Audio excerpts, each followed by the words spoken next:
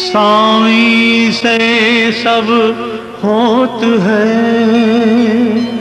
बंदे से कछु नाही। राई से पर्वत करे, पर्वत राई माही।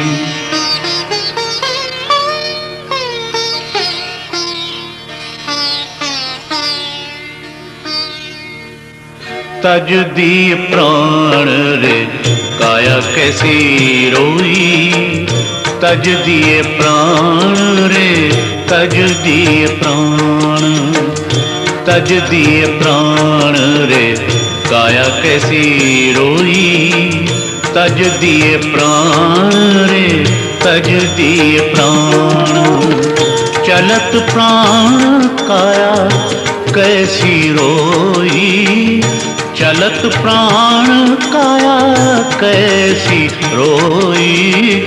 छोड़ चला निर्मोही हो, छोड़ चला निर्मोही। मैं जाना मेरे संग चलेगी, मैं जाना मैं जाना मेरे संग चलेगी। याही ते काया मैंने मल मल धोई, मल मल धोई। तज दिए प्राण रे काया कैसी रोई। तज दिए प्राण रे, तज दिए प्राण।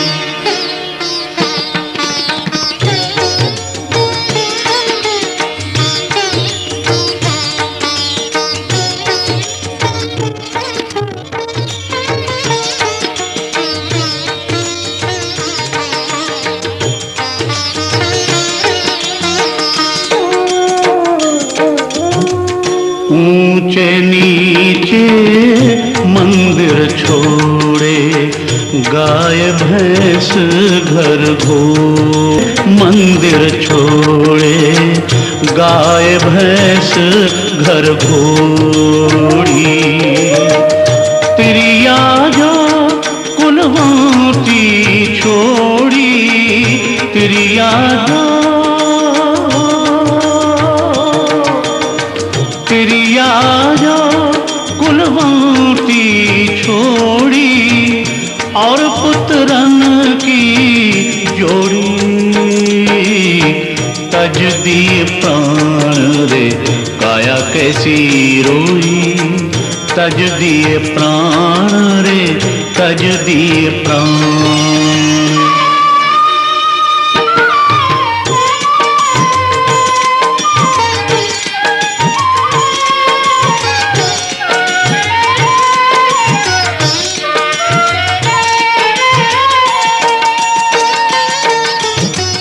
मोटी झोटी गजी मंगाई, चढ़ा काठ की घोड़ी। मोटी झोटी गजी मंगाई, चढ़ा काठ की घोड़ी। चार जने तो लेके चाले, चार जने, चार जने तो लेके चाले। फूंक दई रे जैसे फागुन की होली, फागुन की होली। तज दिए प्राण रे काया कैसी रोई। तज दिए प्राण रे, तज दिए प्राण।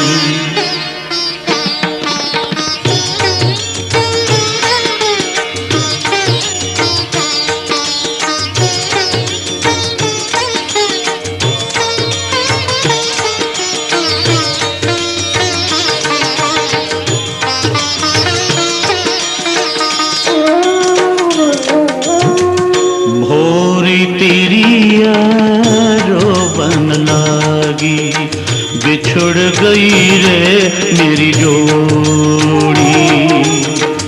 भोरी तिरिया रोवन लागी, बिछुड़ गई रे मेरी जोड़ी। कहत कबीर सुनो भई साधो, कहत कबीर, कहत कबीर सुनो भई साधो, जिन जोड़ी तिन तोड़ी। तज दिए प्राण रे काया कैसी रोई, तज दिए प्राण रे तज दिए प्राण। चलत प्राण काया कैसी रोई, चलत प्राण काया कैसी रोई। छोड़ चला निर्मोही हो, छोड़ चला निर्मोही। मैं जाना मेरे संग चलेगी, मैं जाना, मैं जाना मेरे संग चलेगी। याही ते काया मैंने मल मल धोई, मल मल धोई। तज दिए प्राण रे काया कैसी रोई, तज दिए प्राण रे तज दिए प्राण। तज दिए प्राण रे काया कैसी रोई, तज दिए प्राण रे तज दिए प्राण। तज दिए प्राण रे तज दिए प्राण, तज दिए प्राण रे तज दिए प्राण।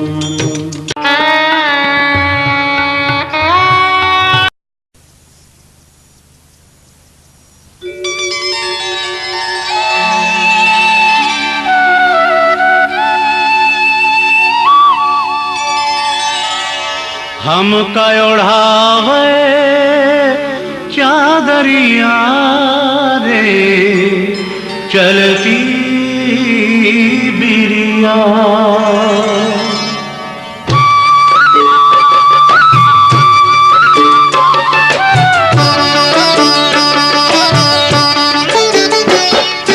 हमका ओढ़ावे चादरिया चलती बिरिया, चलती बिरिया, चलती बिरिया, चलती बिरिया।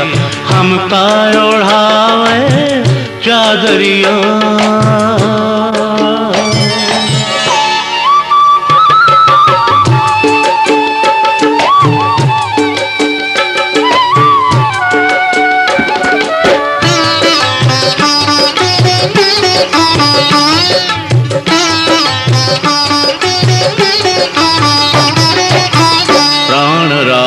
जब निकसन लागे, प्राण राम जब निकसन लागे, प्राण राम जब निकसन लागे, प्राण राम जब निकसन लागे। उलट गई, उलट गई दौनैन उतरिया। चलती बिरिया, चलती बिरिया, चलती बिरिया, चलती बिरिया। हमका ओढ़ावे चादरिया।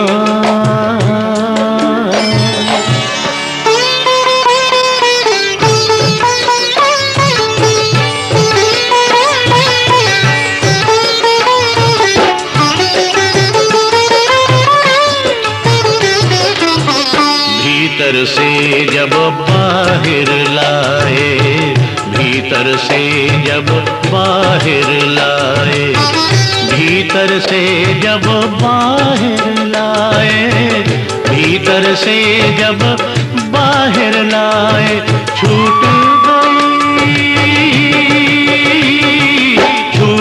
गई सब महल अटरिया। चल चलती बिरिया, चलती बिरिया, चलती बिरिया, चलती बिरिया, हमका ओढ़ावे चादरिया।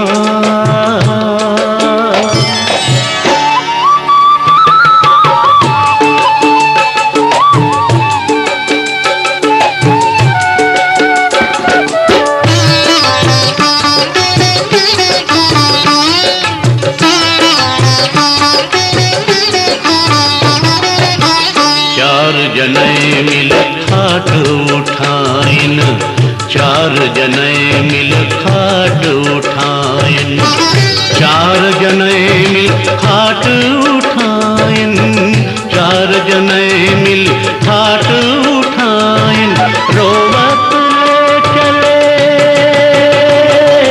रोवत ले चले डगर डगरिया। चलती बिरिया, चलती बिरिया, चलती बिरिया, चलती बिरिया, हमका ओढ़ावे चादरिया।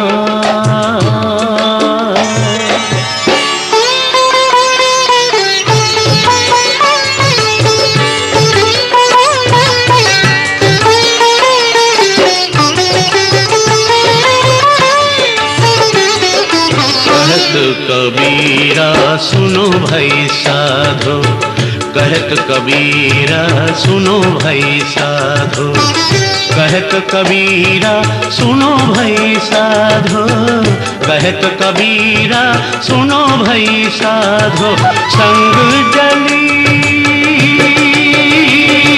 संग जली वो तो सूखी लकड़िया। चलती बिरिया, चलती बिरिया, चलती बिरिया, चलती बिरिया, चलती बिरिया, चलती बिरिया, हमका ओढ़ावे चादरिया। शिरोमणि कबीर साहब की जय, संत शिरोमणि कबीर साहब की जय, संत शिरोमणि कबीर साहब की जय। शमशान घाट में पधारे सभी बंधुओं को ज्ञात हो कि श्री BL कोरी सेवानिवृत्त जेल अधीक्षक केंद्र जेल ग्वालियर के पिता श्री तिजुआराम कोरी का स्वर्गवास दिनांक 2/12/2010 को हुआ। इस दुख की घड़ी में मेरी ओर से उनके परिवार को सांत्वना देते हुए ईश्वर से प्रार्थना करता हूं कि इस दुख की घड़ी में इनके परिवार को इस संकट की घड़ी से उबरने हेतु धैर्य एवं आत्मबल प्रदान करें। बंधुओं, श्री कोरी साहब को मैं विगत 25 वर्षों से जानता हूं।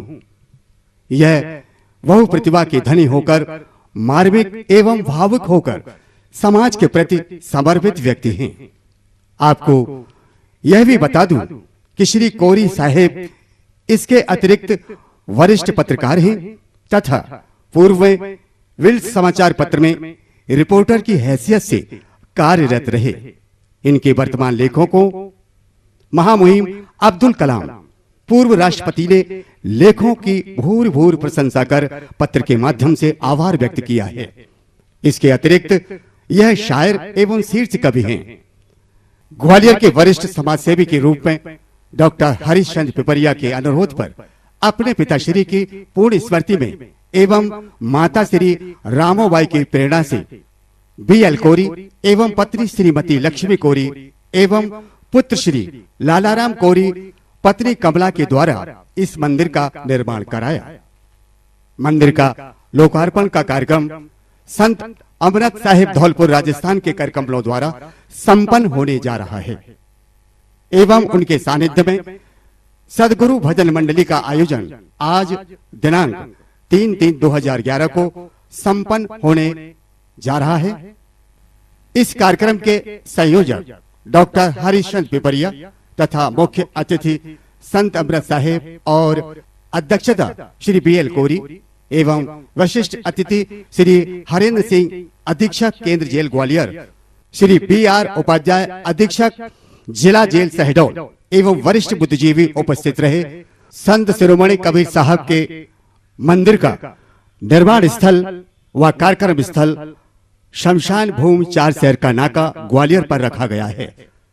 अब मैं श्री कोरी साहिब से निवेदन करूंगा कि कार्यक्रम प्रारंभ होने से पूर्व कबीर वाणी पर अपने चिंतन एवं उनको विचारों को प्रस्तुत करें, जिससे कार्यक्रम प्रारंभ हो सके।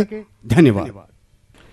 सर्वप्रथम मैं संत शिरोमणि कबीर के चरणों में अपने श्रद्धा सुमन अर्पित करते हुए कार्यक्रम के मुख्य अतिथि संत अमृत साहिब के चरणों की वंदना करता हूं तथा कार्यक्रम के संयोजक एवं विशिष्ट अतिथियों को सादर नमन करता हूं। शमशान में पधारे मेरे देवी पुरुषों, जो इस शमशान में मृत शरीर के साथ आए हैं, संगी साथी जो मृत शरीर के कर्मकांड हेतु पधारे हैं, उन्हें मैं नमन करता हूं। और मैं ऐसा मानता हूं कि पधारे व्यक्ति कोई सामान्य व्यक्ति नहीं है, क्योंकि किसी सामान्य व्यक्ति की हैसियत नहीं कि किसी को शमशान घाट में ला सके। केवल देव पुरुष ही इन्हें ला सकते हैं। इस संकट की घड़ी में जो देव पुरुष मृत शरीर को स्वर्ग में स्थान दिलाने के लिए उपस्थित हुए हैं, उन्हें मैं श्रद्धा से नमन करता हूं। पधारे सभी महान भावों, महात्मा कबीर के विषय में प्रकाश डालते हुए उपस्थित महान भावों को ये ज्ञात हो कि कबीरदास जी का जन्म आज से लगभग 605 वर्ष पूर्व वाराणसी की पावन भूमि पर लहर तारा के ग्राम के सरोवर के निकट माना जाता है। किंवदंती है कि एक जुलाहे ने सरोवर के किनारे बिलखते हुए जिस शिशु का पालन किया, वह आगे चलकर संत शिरोमणि कबीर के नाम से प्रसिद्ध हुए। महात्मा कबीर के विषय में आप चाहे जो भी अवधारणा रखते हो, परंतु इस बात से इनकार नहीं किया जा सकता कि सभी समाजों में फैली कुरीतियों पर जैसा सीधा सरल किंतु कठोर शाब्दिक प्रहार उन्होंने किया, वैसा कोई अन्य नहीं कर पाया। कबीरदास जी अद्भुत प्रतिभा के धनी थे, बल्कि यूं कहा जाए तो अतिशयोक्ति न होगा कि ईश्वर के द्वारा अवतरित संत थे। वरना शिक्षाविहीन संत इतने ज्ञानी पुरुष कैसे हो सकते थे, जिनके एक दोहे में पूरी रामायण और महाभारत का अनूठा रहस्य समाया है और सैकड़ों साल पहले कही गई वाणी वर्तमान तक यथार्थ को छूती है। कबीर के चिंतन पर विश्व भर में अनुसंधान जारी है। कबीर की एक एक वाणी पर अमल करने से जीवन में मानव काल, क्रोध, मोह से मुक्त होकर जीवन रूपी नैया से पार हो सकता है। उन्होंने मृत शरीर के बारे में वर्णन किया है कि अलग पुरुष जब किया बेचारा, लख 84 धागा डाला, 5 तत्व की गुदड़ी बीना, 3 गुणम से ठाणी कीना, तावे जीव ब्रह्म अरु माया, समरत ऐसा खेल रचाया। कहने का मतलब यह है कि प्रत्येक देहधारी 3 गुण विद्यमान हैं: पैदा होना, रहना अर्थात सृष्टि करना, अंत में नाश हो जाना और मृत्यु को प्राप्त करना। यह क्रम 14 लोक से चल रहा है। हम पैदा हुए, हमने सृष्टि की, यानी बाल बच्चे पैदा किए, पढ़ाया लिखाया, उनके व्यवहार रचाए और अंत में मर जाते हैं। सभी देहधारी जीव जो इन 84 लाख योनियों में रहते हैं, उनका यही क्रम चलता रहता है। और ब्रह्मा, विष्णु, महेश, संत कोई भी इस कर्मकांड से नहीं बच पाया। इसलिए उन्होंने कहा है कि जो आया है सो जाएगा, राजा रंक फकीर, एक सिंहासन चढ़ चले, एक बंधे जंजीर। कबीर ने कहा है कि इंद्रराज सुख भोग कर भी भवसागर माए, यह सुमरन की भक्ति है, निर्भय कहूं नाए। जब तप, संयम, साधना और व्रत के कठोर साधना करने पर भी इंद्रराज को स्वर्गलोक का सुख भोग कर अपने वापस मृत्युलोक में आना पड़ता है। यदि सद्गुरु की खोज की जाती तो वापस इस भवसागर में ना आना पड़ता। कबीर ने कहा कि या दुनिया दो रोज की, मत कर जासो हेत, और गुर चरणन चित लाइए जो पूर्ण सुख देत। उन्होंने कहा कि हाड़ जले, लकड़ी जले, जले जलावन हार, और कौतुक हारा भी जले, कासे करूं पुकार। मृत्यु पश्चात इस शरीर की हड्डियां लकड़ी की तरह जल जाएंगी और केस घास की तरह जल जाएंगे, और जलाने वाला भी एक दिन जल जाएगा। इसलिए इसके लिए किससे पुकार लगाई जाना है, निरर्थक है, क्योंकि क्या लाया क्या ले जाएगा, राजा रंक फकीर, और मुट्ठी बांधे आया है, हाथ पसारे जाएगा। कबीरदास जी कहते हैं कि तू किस मोह माया में फंसकर झूठ और फरेब का कर रहा है।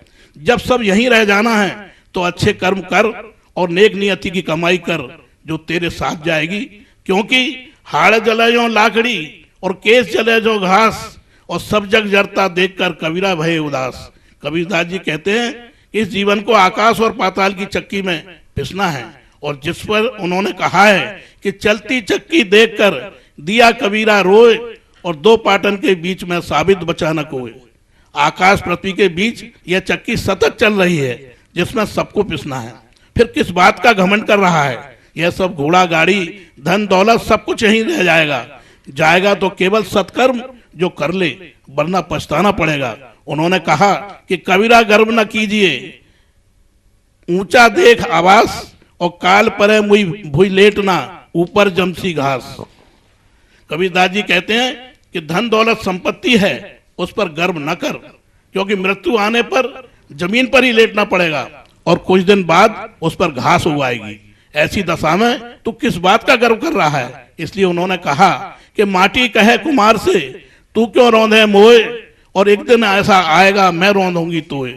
यह कटु सत्य है कि सबको एक दिन मिट्टी में मिल जाना है, फिर क्यों गर्व कर रहा है? माया जाल में फंसकर सत्कर्म न कर कुकर्म करने में लगा है, और छल फरेब से दुनिया की दौलत इकट्ठी कर लेना चाहता है, जो तेरे साथ जाने वाली नहीं है। जाएगा तो केवल सत्कर्म जैसे तू भुलाए बैठा है।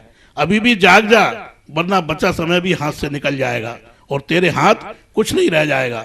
उन्होंने कहा कि काया सो कारत करे, और सकल काज की रीत, कर्म मर्म सब भेंट के राम नाम सो प्रीत। तू सभी कर्मों को नियमानुसार शरीर द्वारा किया जाना चाहिए। कर्मों के प्रति मन संशय न रख, असक्ति का त्याग कर राम नाम का ही मन में सुमरन करते रहना चाहिए। यही सद्मार्ग है। इसी पर चलकर मनुष्य पूर्णता को प्राप्त कर सकता है। इसलिए कबीरदास जी ने समझाया है कि जब तू आया जगत में लोग हंसे तू रोए, और ऐसी करनी ना करो पीछे हंसे सब कोई। कबीरदास जी कहते हैं, कहा है कि काल का चक्र सदैव अविराम गति से घूमता रहता है। काल के समक्ष सभी तुच्छ है, और जो कोई इस चक्र के रूप में जकड़ा जाता है वह पिसता है, अर्थात मृत्यु को प्राप्त हो जाता है। मृत्यु ही शाश्वत सत्य है। इस सत्य से कोई भी विमुख नहीं हो सकता। काल के आगे सभी बौने हैं। जो जन्म लेता है वह एक दिन अवश्य मृत्यु को प्राप्त होता है। इसलिए उन्होंने कहा कि काल हमारे संग है, कस जीवन की आस, 10 दिन संभार ले जब लग पिंजर श्वास। काल हमारे समय समयों पर संग है, हम इससे नहीं बच सकते, फिर जीवन की आस किस लिए करना। 10 दिना का यह जीवन है, उसमें राम नाम का सुमरन और गुरु वंदना को कर लो। इस शरीर रूपी पिंजड़े में जब तक सांस है सब तभी तक जीवन है। इसे व्यर्थ न जाने दो और अपने सत्कर्मों में अपना जीवन अपना लो, यही काम आएगा। उन्होंने कहा कि पानी फेरा बुदबुदा, असमानस की जात, और देखत ही छिप जाएगा जो सारा प्रभात। मनुष्य का जीवन पानी के बुलबुले के समान है, जो क्षण भर में नष्ट हो जाता है। जिस प्रकार प्रातःकाल प्रकाश होते ही आकाश से टिमटमा रहे तारे छिप जाते हैं, यानी कभी भी मृत्यु हो सकती है। जो समय बचा है उसे सत्कर्म में लगा दो। कबीरदास जी ने घमंड को भी इन शब्दों में परिभाषित किया है कि कबीरा गर्व न कीजिए, रंक न हंसिए कोय, और अजहू नाव समुद्र में ना जाने क्या होए। कबीरदास जी कहते हैं कि जो लोग अपनी धन संपदा और शक्ति को अवमान करते हैं वे महामूर्ख हैं।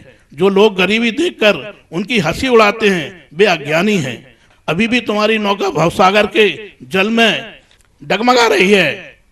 कब क्या हो जाए, कोई तूफान आएगा और तुम्हें ले जाएगा, इसलिए दूसरों पर मत हंस।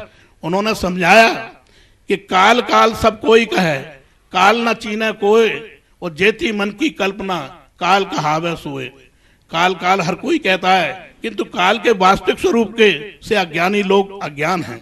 वे काल के स्वरूप को परख नहीं सकते।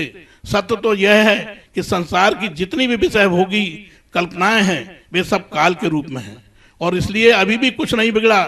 जो बचा है उसे तू सत्कर्म में लगा ले, यही जीवन का सार है। इसलिए उन्होंने कहा कि कस्तूरी कुंडल बसे और मृग ढूंढे बनमाए, ऐसे घटघट राम है दुनिया देखे नाए। अंत में कबीर की इन पंक्तियों को प्रस्तुत कर रहा हूं। इतने महान संत के मन में कोई भी घमंड नहीं था। इतना ज्ञान होने के बाद भी कबीर ने कहा कि कबीर ना हम किया ना कर सके शरीर, और जो कुछ किया सो हरि किया, भयो कबीर कबीर। धन्यवाद। सतगुरु श्री कबीर साहब की जय। सतगुरु श्री कबीर साहब की जय। सतगुरु श्री कबीर साहब की जय। धन्यवाद।